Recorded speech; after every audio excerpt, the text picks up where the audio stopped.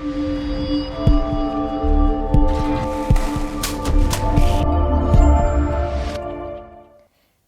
modal that we have is ought to.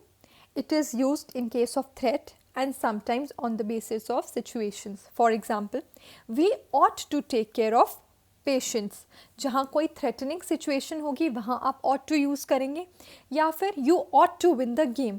जैसे हम कहते हैं you have to, where the situation makes it compulsory. आपको ऐसा करना ही है. You have to win the game और you ought to win the game. ऐसे सिचुएशन में भी आप क्या यूज़ करेंगे? ought to यूज़ करेंगे. Next is used to.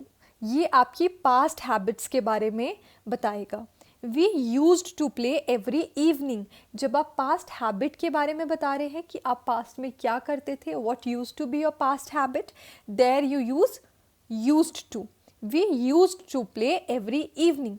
Also, there used to be a hotel at the corner of the street. जब past में किसी जगह के एग्जिस्टेंस के बारे में बताते हैं कि वहाँ एक शॉप हुआ करती थी, वहाँ हमारा स्कूल हुआ करता था. There used to be a school on the corner of the street.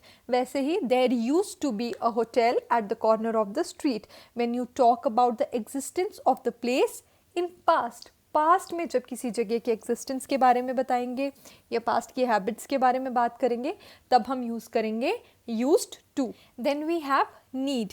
यहाँ आप नेगेशन में यूज़ करते हैं. You need not pay the money. जब कोई चीज़ आपको नहीं करनी है, when you have to negate, so अब क्या यूज़ करेंगे? You need not pay the money. आपको पैसे पे करने की ज़रूरत नहीं है. या फिर क्वेश्चन पूछना चाहेंगे, इंटेरोगेटिव सेंटेंस होगा. नीड ही पे द मनी. क्या उसको पैसे देने की ज़रूरत है? So in such situations you will use need. Next we have dare. जहाँ करेज की बात होती है, डेयर का मतलब ही होता है करेज.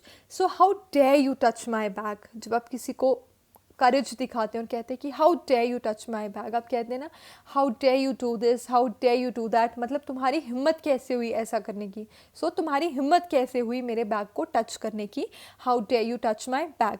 और when you want to challenge somebody, जब किसी को चैलेंज करना चाहते हैं तब भी आप डेयर यूज़ करेंगे.